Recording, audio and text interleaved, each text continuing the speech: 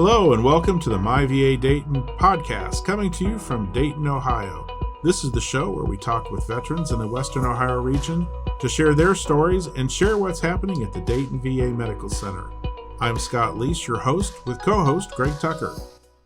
And we have with us today an Air Force veteran from the Dayton area, Tamara A.B. Averette-Brauer. A.B. is a Master of Nursing. She retired from the Air Force as a colonel, where she served a distinguished career as Senior Nursing Executive Leader with extensive aeromedical evacuation with hospital and regional health system headquarters expertise. She has an unparalleled record of excellence in insightful decision-making, strategic policy direction, global operational and aeromedical evacuation planning, and execution. She's also known for her substantial international expertise with global health security engagement and is also a talented educator and passionate mentor. Additionally, she was a military consultant to the Air Force Surgeon General for aeromedical evacuation and flight nursing. She now serves as a senior health scientist and nurse researcher with the Air Force Research Laboratory at Wright-Patterson Air Force Base. Welcome, A.B. Thank you. I'm glad to be here. We are thrilled to have you here with us today. Before we get to know a little bit more about you, and we've got a great guest here with us today because she's got a great story to tell. But before we get that story...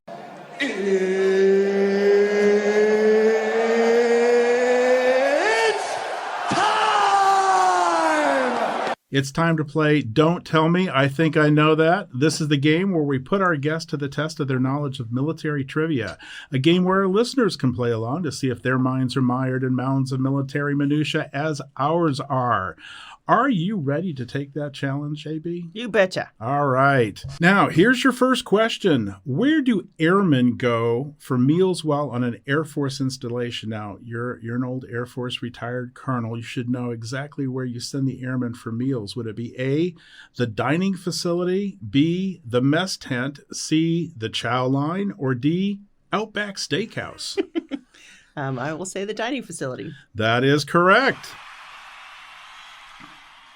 The Air Force does not have chow halls or mess tents. It has dining facilities, or DFACs, as they're sometimes called, referring to the building in which airmen who do not have time to go to the BX or the food court or Burger King, that is not the chow hall. It's actually offensive to senior enlisted food service craftsmen, and that's what they call them there in the Air Force, if you call it the chow hall. So it is the dining facility. So it's also the place where our younger enlisted who are living in the dormitory, that's where they get their meals. That's right. 3 times a day or more. You bet. All right. So here's your second question. What is a FOD walk? Would it be A, a sobriety test conducted to see if airmen can walk a straight line, B, a trash pickup in an open field, C, to walk like a duck with big webbed feet, or D, none of the above? Well, it's a foreign object debris walk, so I guess maybe B, the way you described it. Yes, that is the right answer. Yes, you're right. FOD is an acronym for Foreign Object Debris, anything on the flight line that doesn't belong there and could damage the aircraft. Sometimes entire units walk shoulder to shoulder, picking up whatever FOD they find out there on the flight line. Airmen in non-flight line roles will sometimes be assigned to augment FOD walks. So I got to ask, AB, have you ever been on a FOD walk? I've been on several. I have too. After every air show. Especially after the air shows. There's a lot of litter on the flight line after an air show. So here is your third and final question. You're doing fantastic. Let's keep it up. What was the first aircraft used to transport patients? Would it be A, the Spirit of St. Louis, B, the Hindenburg, C, the Curtiss Eagle, or D, the Globetrotter? Well, my first thought is the Jenny aircraft. Okay. But that wasn't one of the choices. No, it wasn't. And I know it's not the Hindenburg. That's funny. And it's the Spirit of St. Louis or the Globetrotter. So it must be the Eagle. Yes, that's the correct answer. Process of elimination wins out for you. In 1921, the Curtiss Eagle was developed and deployed and was the first aircraft designed specifically for the transport of patients.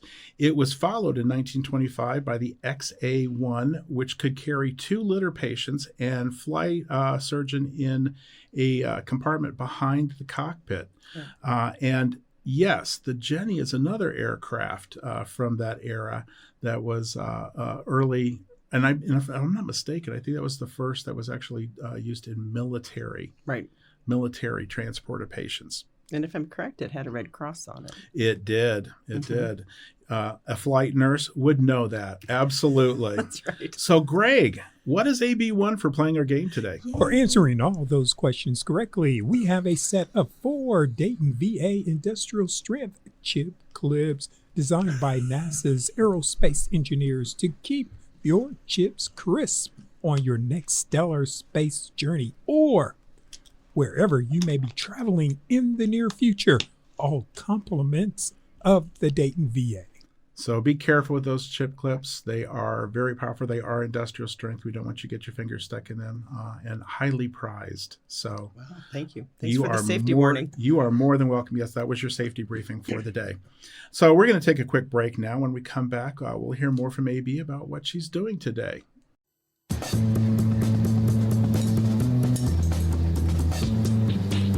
Even an Iraq vet like me who's in really good shape needs good health care, especially when it's top quality and convenient. And it's not just for men. In fact, aren't you a vet, Patricia? Yeah, I served in the Air Force. When I come to the VA, the people understand veterans' needs. I get great care with good doctors and nurses and state-of-the-art facilities. Because, hey, I was there and I earned it. And if you deployed to Iraq or Afghanistan, including with the Guard or Reserves, you did too. Here's another thing. I'm within 5 years of my time over there, so there's no copay for any service-related condition. That makes a difference to me. So why not come in today? When you check in, you'll get a full medical exam, first thing. Free for vets at the VA. Thanks, Doc. So check us out and see you here.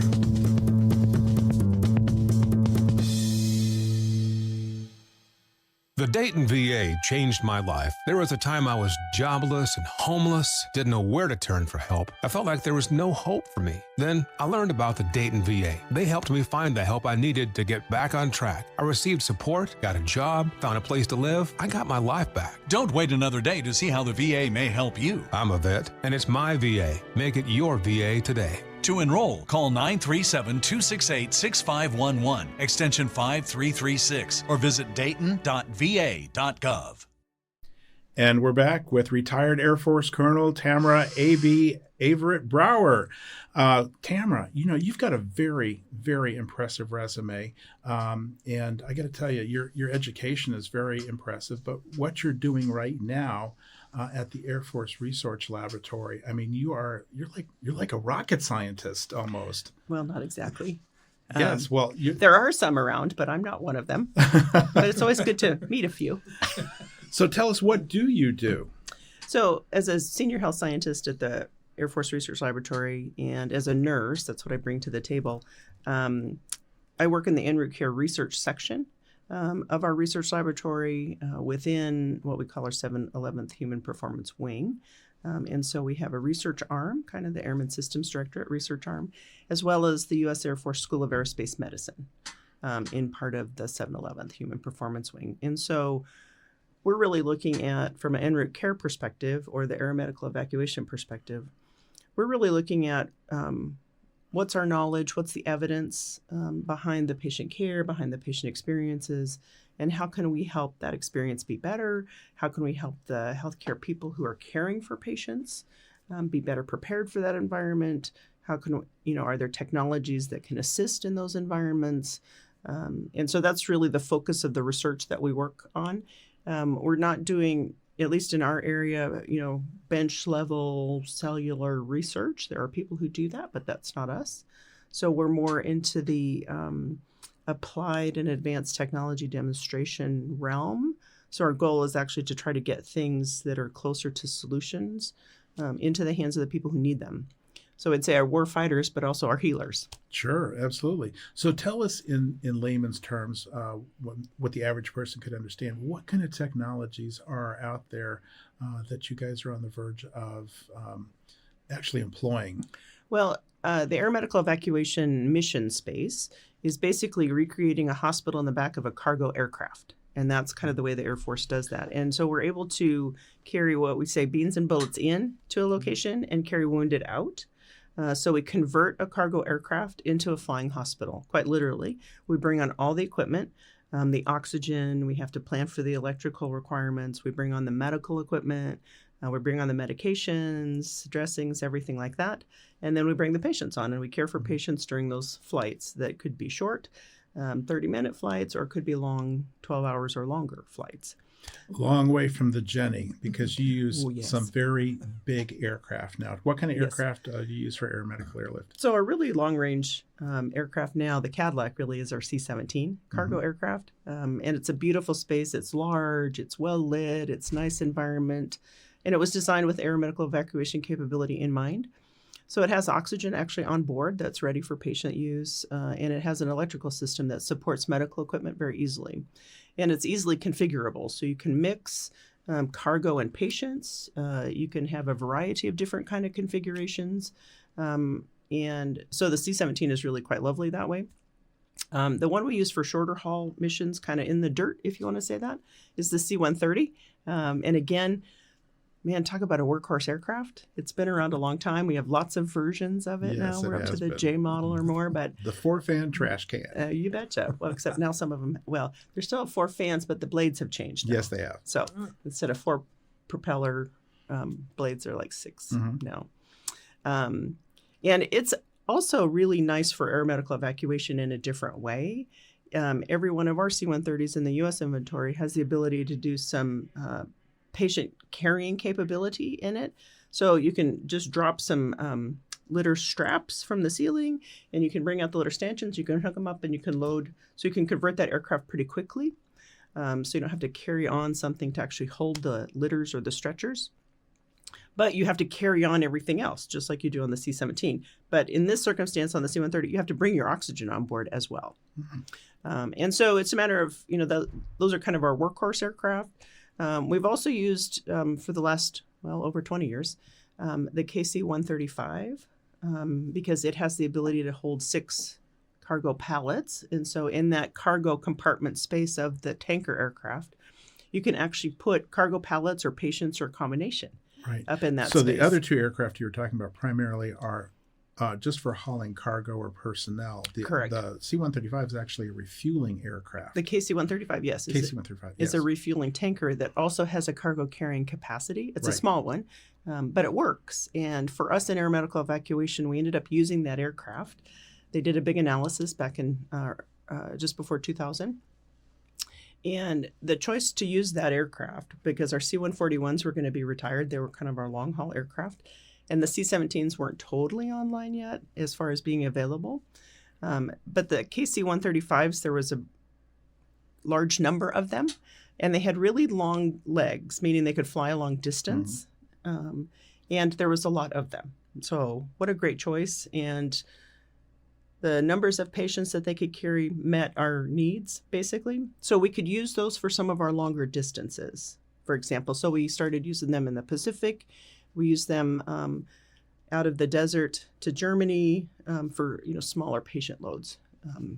But if you needed to bring out 30 litters, that aircraft would not be as feasible. The challenge with the KC-135 or any of what we call the high deck aircraft is loading. So you have to have special ground handling equipment, almost like civilian catering trucks. To be able to get the patients up to that high deck to be able to load them into the cargo space.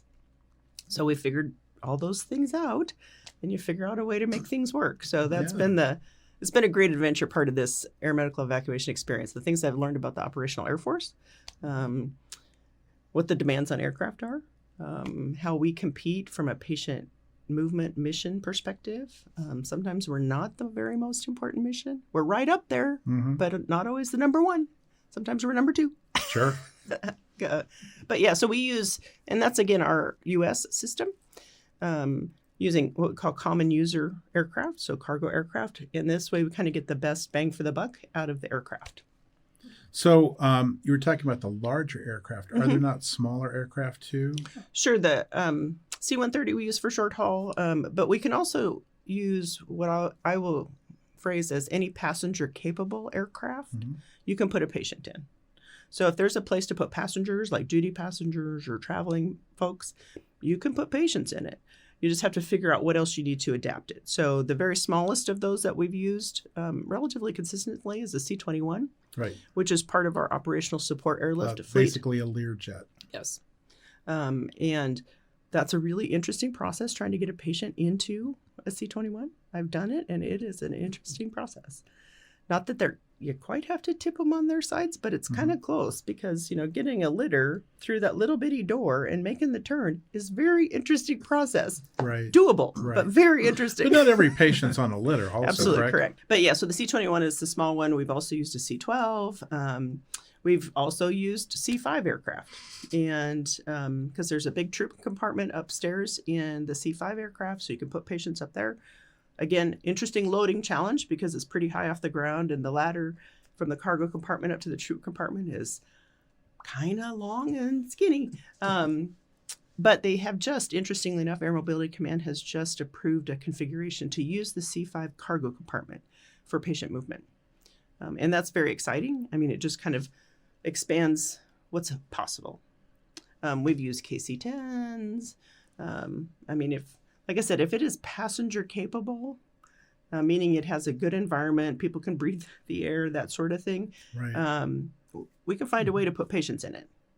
Absolutely.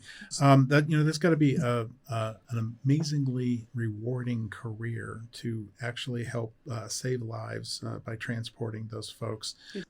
If I can add that, hearing everything, AB, that you just mentioned, that really sounds like, or not that, it is a evolving career field. Very much. As far as for future Absolutely. medical care or healthcare providers. Absolutely.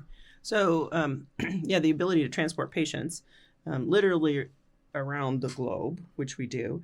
And I think what's unique about the U.S. system compared to some other systems, because a lot of other people can do what we do and on some of the same aircraft, frankly.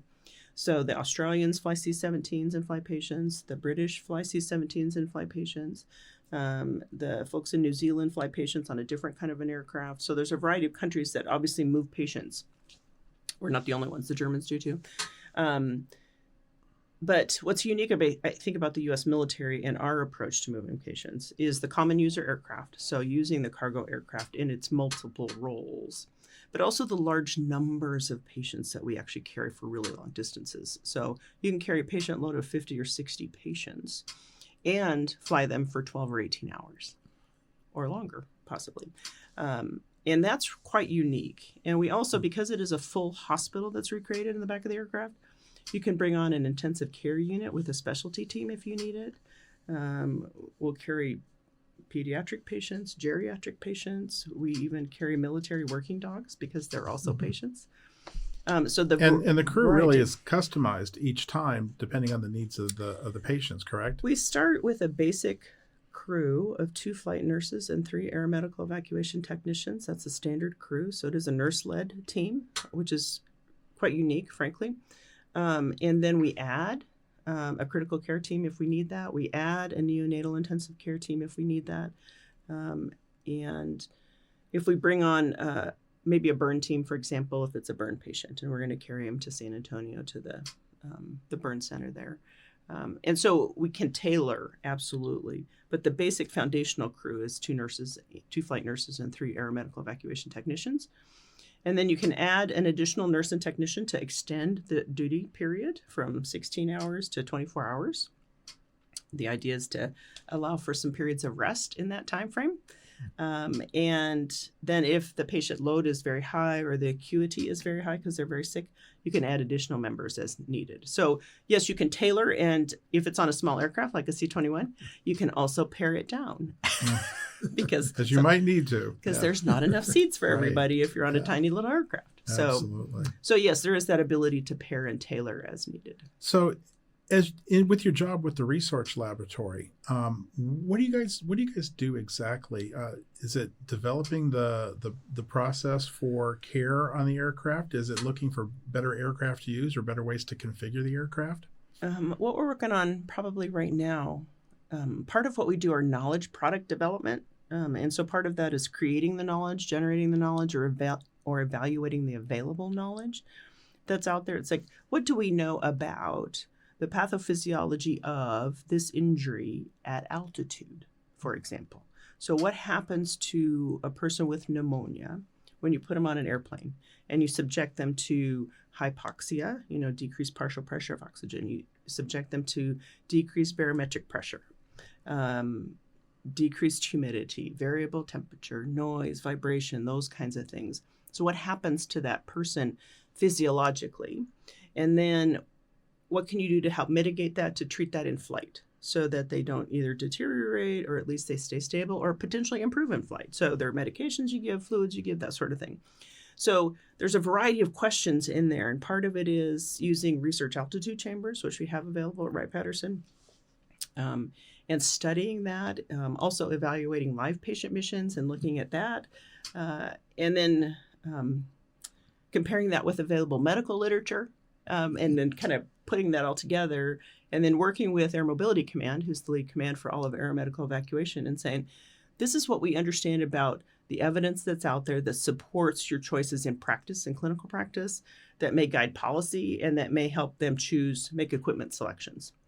So we are looking with cooperating with them and across the joint space, for example, in looking at the next generation of IV pump.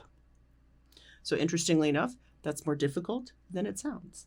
A piece of medical equipment can't just get on every airplane. So things that work in the hospital and work great on the ground may or may not work in the airplane. Because of altitude or pressure or everything. The environment. So it's the environment. So you have to make sure that the medical device, whether it's an IV pump, for example, or a cardiac monitor, that it performs clinically as it's supposed to in that altitude environment, but that the aircraft doesn't interfere with the device as well, and that the device doesn't interfere with the aircraft. Yes. So that's why you can't just put any piece of medical equipment on board. So it's it has to be not like turning your cell phone off or any other. Correct. Yeah, and there was a reason we did that to start with. Right. Because of the interference, and we don't know, and what's it going to do with navigation, and depending on the generation of development, I mean, sometimes they're more susceptible, less susceptible. So all those things, any device we put on an aircraft has to be tested, has to be approved, and so it goes through a safe to fly process. And it's subjected to vibration and interference and rapid decompression, which is a risk. And if we're flying on a KC-135, a tanker, for example, it goes through an explosive vapor chamber testing because I think that would be a good thing. Because you can't have sparks on an aircraft. And so when we plug things together on a KC-135, you have to zip tie them so they don't accidentally come unhooked and create a spark in the environment. So a lot to consider, a lot oh my to goodness, it's a lot. Yeah, I'd say it's probably never ending. So your research is primarily for the Air Force. Yes. But I'm assuming that it's also shared extensively. Absolutely. So we work closely and have lots of good dialogue, lots of good collaborations with our Army partners at the U.S. Army Aeromedical Research Laboratory at Fort Rucker. We work with Navy counterparts to some degree.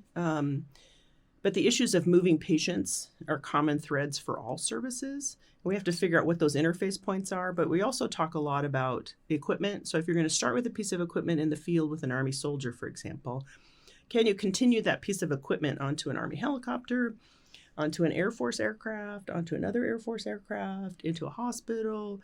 And so we try to think through some of those things. And does this research not actually have an impact internationally as well? Absolutely, because we have conversations with all of our international partners. Yes. So we're on a lot of NATO working groups. And then with my time in the Pacific, we just have a lot of partnerships and alliances and coalitions that we put together. And so we try to learn a lot about each other, what your systems are, what aircraft you use, what you can teach us, what we can learn from you, as well as, what we have to share. So there's a lot of partnering back and forth. We do that in exercises. We do that in a variety of settings.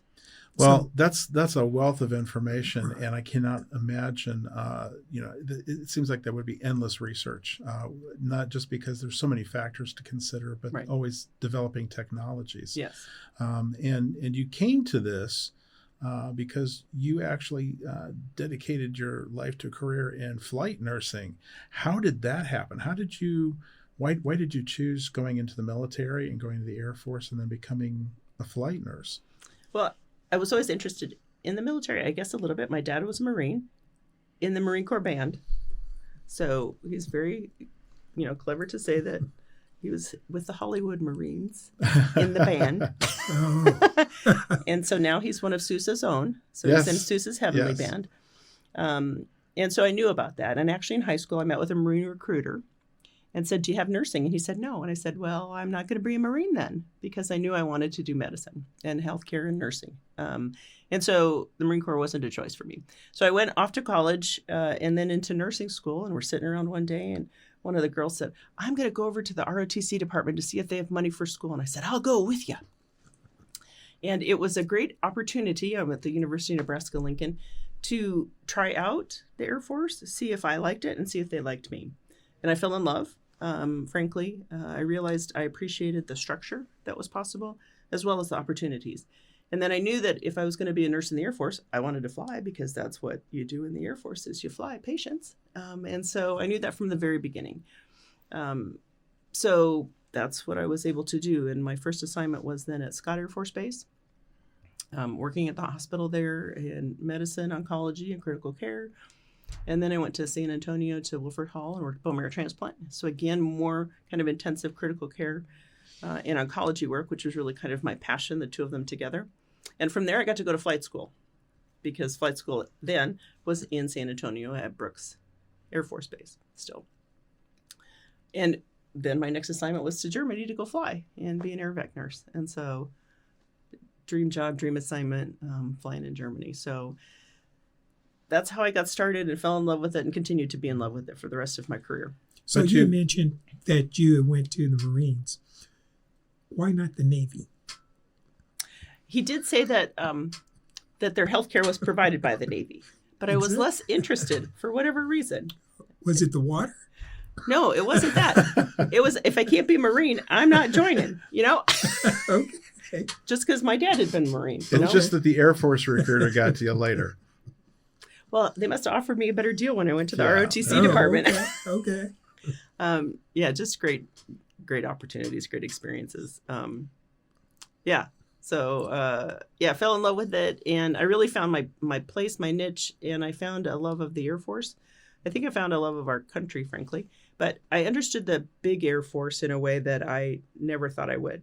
They told me in college, things you'll never find on active duty: the real Air Force, the big picture, and the regular crew chief. But I found some of those things because I understood now where we fit as healthcare people, where we fit in the Air Force, and our job was to support the mission. And so now I had a better understanding of the mission of the Air Force. And mostly on the mobility side, that was more of my experience than on the combat Right. aircraft side. But it really helped. And that my job as a healthcare person in uniform was to make sure that mission was happening. And Right. so Well, that was always important. You say, you focused on the mobility mission, but you do have 96 hours of combat missions on a wide variety of aircraft, many of which we've already talked about before. And you've actually received the Legion of Merit and a Bronze Star. You've had your duties right there in the heart of things. Tell us a little bit about your experience with that. Well, when it was time to deploy, I didn't deploy for Operation Desert Storm. My job was to stay home, and I was on whatever third tier that didn't deploy. And there wasn't a huge medical mission. We had a big footprint because we didn't know how that particular conflict was going to go. And so I've always wanted to deploy, because if you're going to join the military, you want to do what the military does where it happens. And sometimes, back home in a nice hospital isn't what you think of at first. So when the opportunity came around to deploy, I was like, sign me up. And that made a really big difference to me. It's just that opportunity to go out the door, to be where things happened. And so my first deployment was to Bagram Air Base in Afghanistan. And I was the chief nurse of the Craig Joint Theater Hospital there. So that was really important to me to be able to do that and to be there in that location and to understand what this mission was really all about, kind of closer to the front end of it.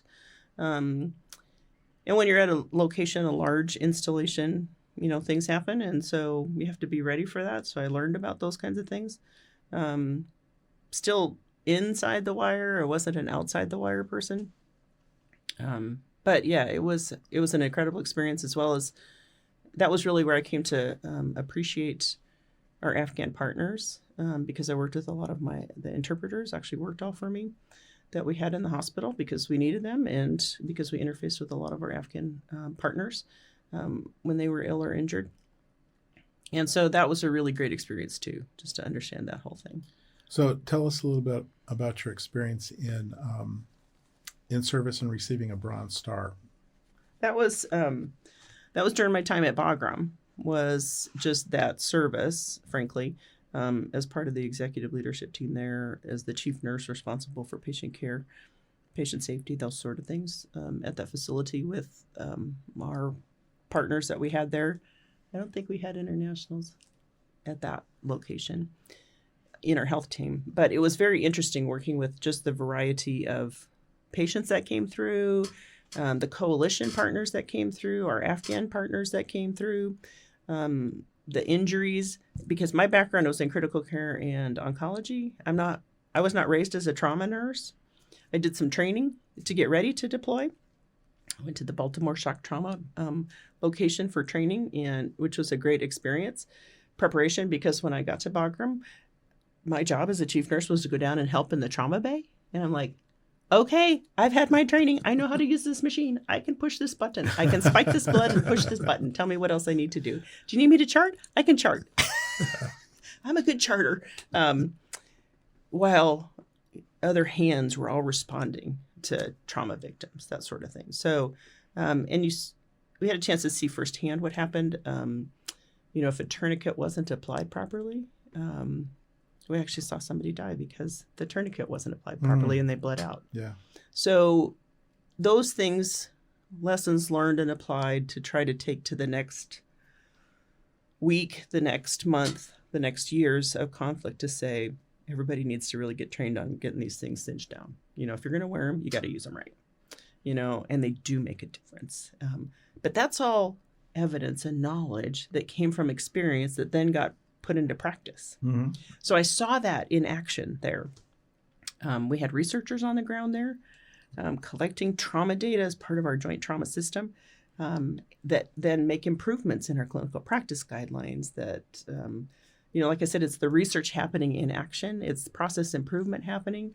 But how do we make a difference for the future? The things we learned about tourniquets have made a difference in civilian practice. The Stop the Bleed movement has grown out of this whole military experience, and tourniquets that are close at hand, Stop the Bleed kits that are in airports and churches and things in all places that you didn't wish that you needed them, but they're available. So training in how to do those things, because that's the number one source of preventable death, right, is hemorrhage. Yeah. And if you can stop the bleeding, you can prevent that. So those were the things that I had the opportunity to witness, to be part of, to observe, to try to make a difference in, and to work with some of our Afghan partners, because we had some exchange opportunities where we trained with them. They would come and visit with us and learn some techniques and try to take those things back into their healthcare system. Right. Well, it's really great to hear this information. Your job with the research laboratory and all your experience that you're talking about with the military and how that's shared internationally and how everyone learns from that. We find this fascinating. We're going to take a quick break now. When we come back, we'll hear more from AB about her experience with the Dayton VA Medical Center. With the signing of the PACT Act, VA now has a huge list of presumptive conditions attributed to burn pits or other toxins. They also have a new extensive list of locations where they presume these exposures occurred. With regard to presumptive conditions, the list includes brain cancer, gastrointestinal cancer of any type, glioblastoma, head cancer of any type, kidney cancer, lymphatic cancer of any type, lymphoma of any type, melanoma, neck cancer, pancreatic cancer, reproductive cancer of any type, and respiratory cancer of any type. Illnesses that are now presumptive include asthma that was diagnosed after service, chronic bronchitis, COPD, chronic rhinitis, chronic sinusitis, constrictive bronchiolitis or obliterative bronchiolitis, emphysema, granulomatous disease, ILD, pleuritis, pulmonary fibrosis, and sarcoidosis. Locations for presumptive exposure on or after August 2nd, 1990 include Bahrain, Iraq, Kuwait, Oman, Qatar, Saudi Arabia, Somalia, UAE, and the airspace above any of these locations.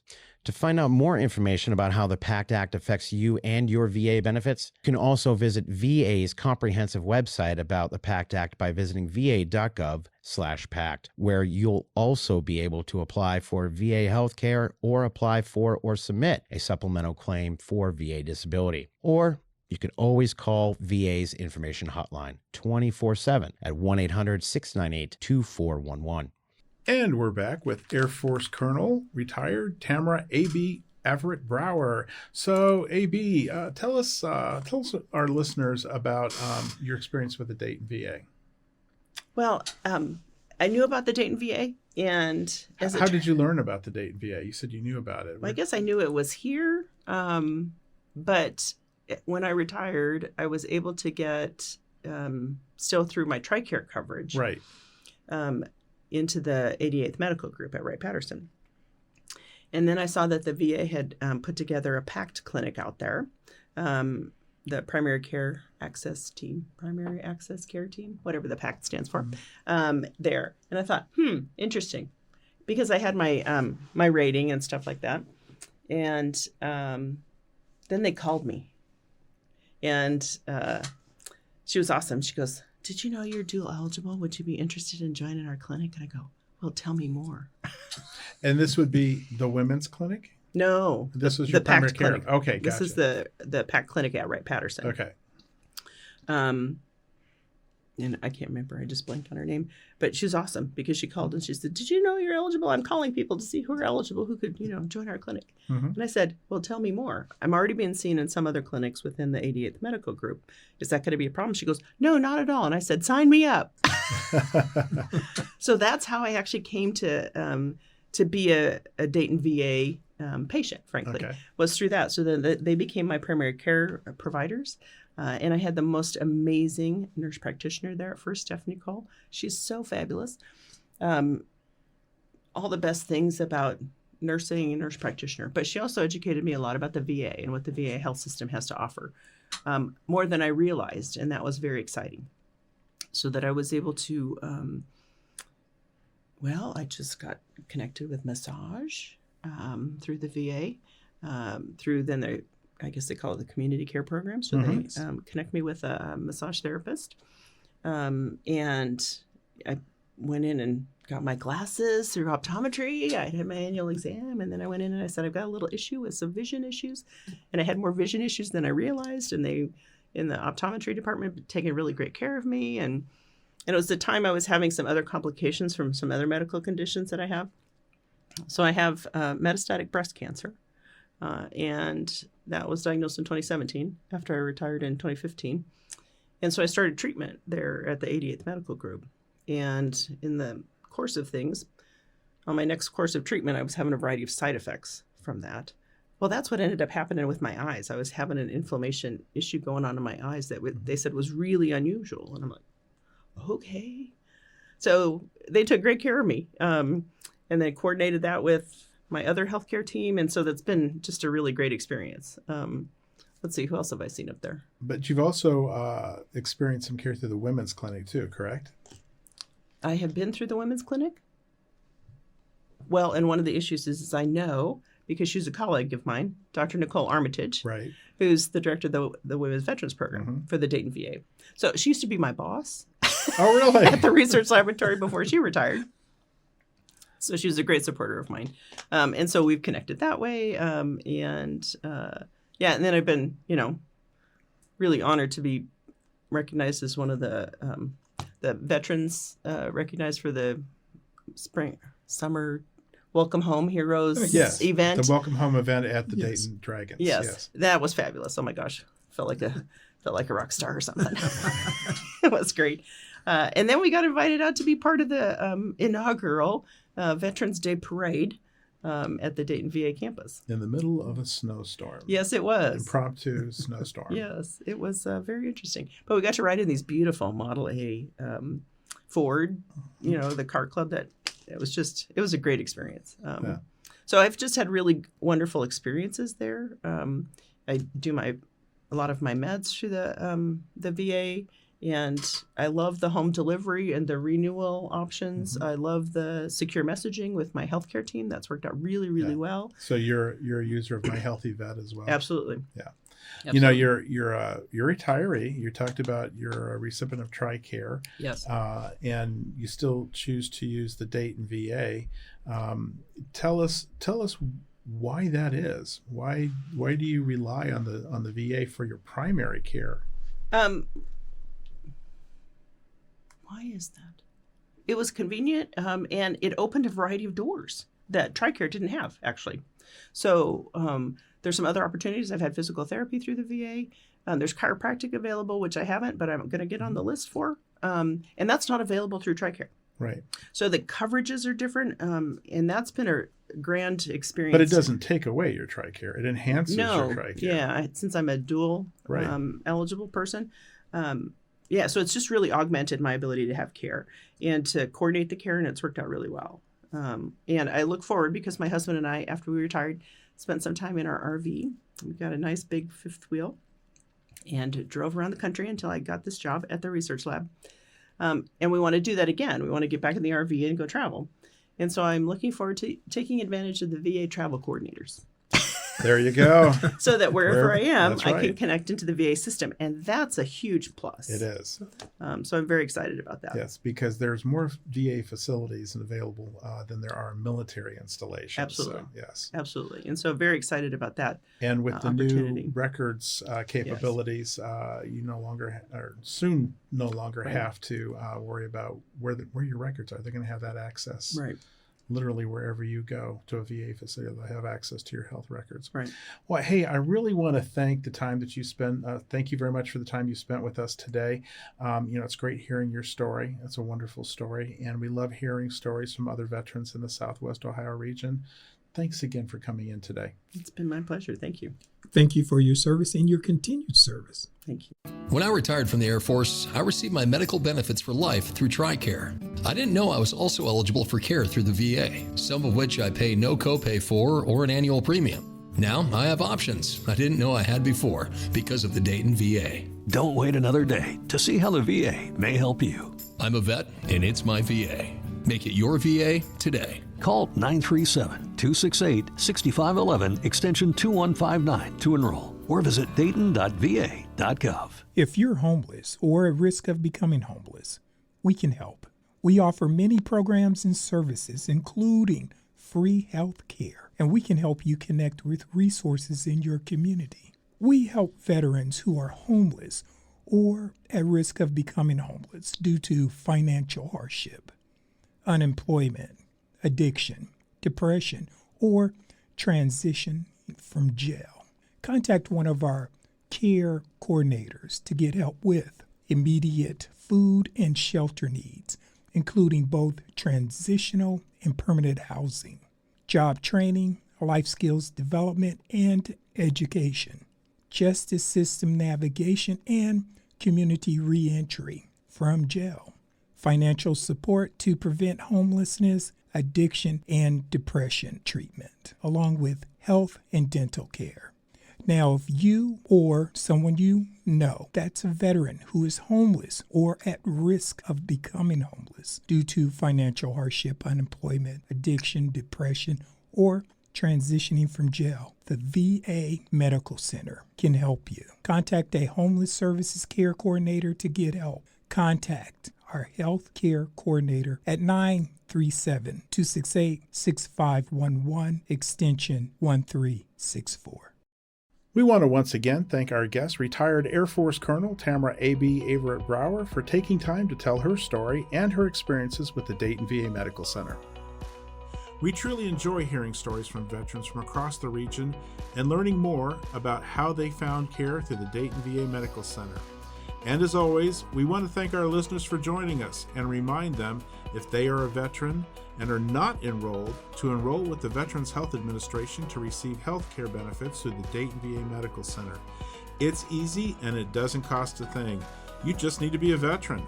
The simplest way to start enrollment is to call our enrollment and eligibility office at 937-268-6511, extension 4105. They can schedule an appointment for you to come to the Dayton campus or help make an appointment at one of the surrounding community-based outpatient clinics located at Springfield, Richmond, Lima, and Middletown. Again, that number is 937-268-6511, extension 4105. Veterans may also enroll by visiting www.choose.va.gov/health. While there, you can choose from applying online or by phone or by mail. It's just that simple, really.